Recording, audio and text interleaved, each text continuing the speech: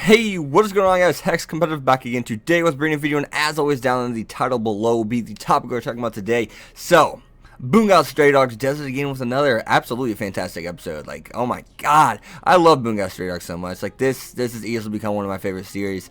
I just want to go ahead and throw it out there. Like, wow, this writing is phenomenal. So let's start with the beginning here. So we have the secretaries escaping while the guild members are hunting them down, which they end up getting captured because we find out the kid with the blonde hair that looks a lot like the kid with the blonde hair from the special agency. We find out that he cuts himself and puts a seed in his body, and basically he can become one of nature is the best way to put it, except it's like a grapevine orchard, so you can put in the fact that he's in a forest, so he's dead be that much stronger, right? And I love how they actually did handle it. How far they went with the kid that does the green snow. I can't remember what his ability is called exactly. I think it's green snow, isn't it? But the fact that he actually puts a civilian in harm in order to save his sister Naomi, like that runs deep, like, especially since he's part of the agency. Like, I would not be surprised if there's some kind of repercussion because of that, because the blonde-haired guy that's with them, I think it's Kunikita, I mean, they put a civilian in harm's way. I mean, they made the dude wreck, and he could have died. They didn't know what's going to happen to him. So, just in order to escape, you see how serious the situation was and how much passion he does have for his sister and how much he cares about her safety. But I also did enjoy the dialogue between Kunikita and the blonde-haired guy. How if you make your ideals so simple during battle, it'll be easy to predict one another. And he predicts Kunikita, then Kunikita just basically predicts him, right? And has that sarcastic remark is saying the same thing right back to him. I was like, yes, that's so freaking awesome, dude. But other than that, we have Dazai and Artushi, and finally they get their scene, the screen time, some scenes, and Dazai knows he's like the leader of the Port Mafia uses a mathematical kind of system in order to predict everything. So right there, we know he's really freaking smart when it comes to math and what time. Train leaves point A at a certain time, and he's going this fast, and maybe he slows down this much, maybe he makes a stop there, so he'll arrive at this time or that time, that kind of math. So distance times time times rate and stuff like that, which I absolutely hated doing, Jesus Christ. But he knows they're not out of the woods yet, and we see this weird kid with like with a teddy bear, whatever the hell it was, a rabbit, and I was just kind of like, okay, that's an enemy. His eyes are effed up. He's effed up in general. And before I dive into what I'm about to dive into, now we have Daza saying he has to go to the bathroom, so he lies to Artushi, and he sees a blonde-haired girl that's Ardugawa's like right-hand woman or whatever, and we see Gin, which is actually a girl. That was a funny scene also. But basically they invited him back to the Port Mafia, and the Mafia leader says, I'm inviting you back for your own safety, because Daza's like, wow, why is he inviting me back? And she's like, I've seen your files, you are Mafia blood. And he's like, your blood is Mafia black. And he's just like, people can change, people can change.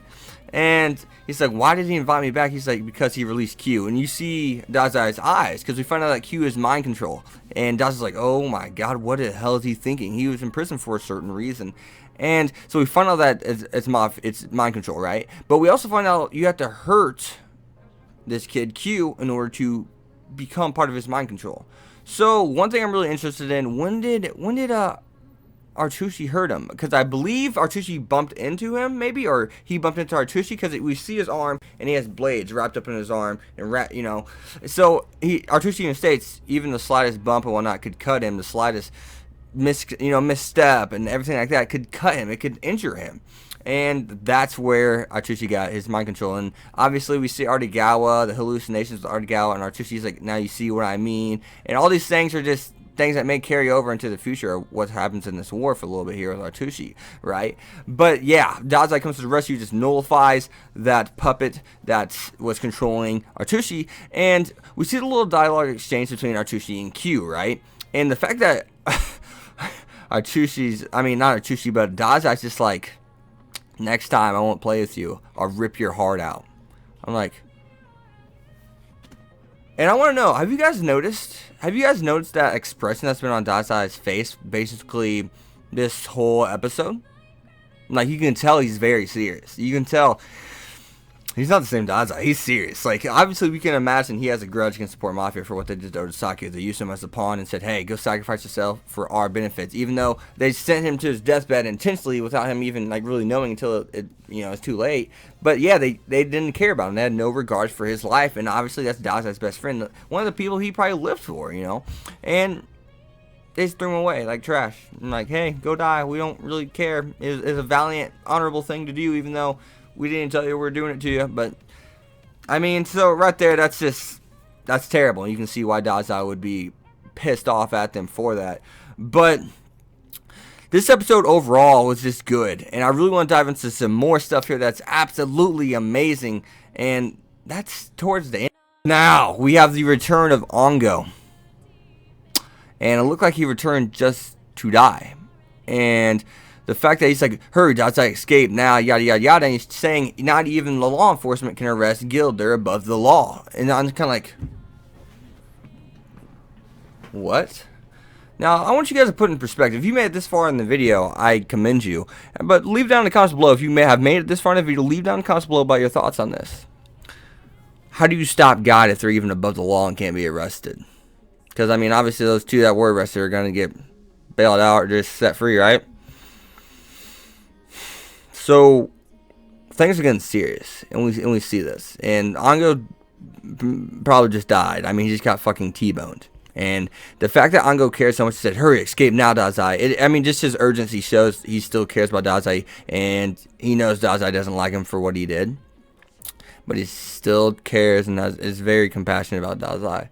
Obviously, because he saved his life right there. So, given we don't know if Bungou's dead for sure or not, right? But, we're just assuming.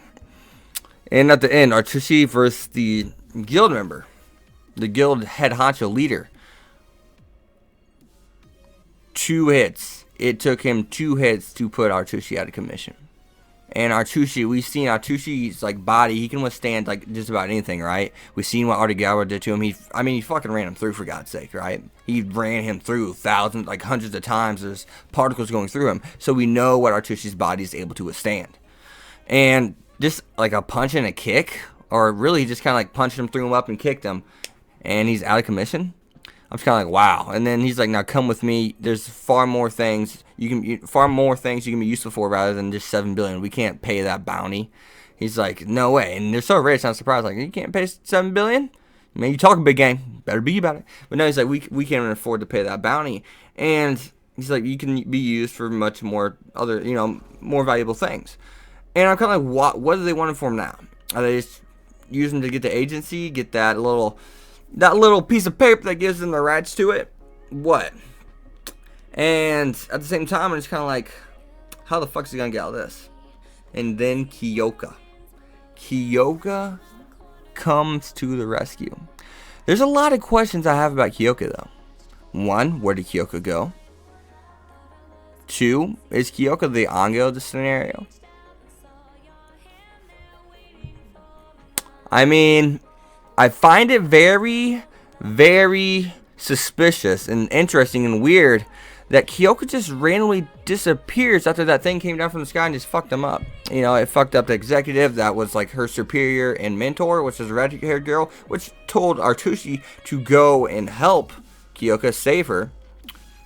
And 3, if Kyoka was fine, A-okay, and alright, because obviously she was on the ground, she was gone, why would she leave her allies there to die?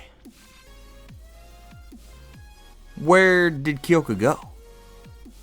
Because obviously she could probably assume they could have easily just been killed right there. She didn't know what the guild was planning, or did she? Is she secretly part of the guild? Does she still care about Artushi? Obviously she does. We see that. But my question once again is, where did she go? I'll leave that down in comments for you, below for you guys to decide and give me ideas. But if you guys made it this far in the video, once again, I commend you. I'll probably leave like an annotation so you guys at least visit this part of the video, because I really want to know your guys' thoughts about Kyoka. I'm really interested in that. But as always, guys, you've been Hexed. Be sure to leave a like, comment, subscribe. Follow me on Twitter at Hex25. I'll see you guys next time. Hope you guys enjoyed Bungou Stray Dogs. It's absolutely amazing. Peace.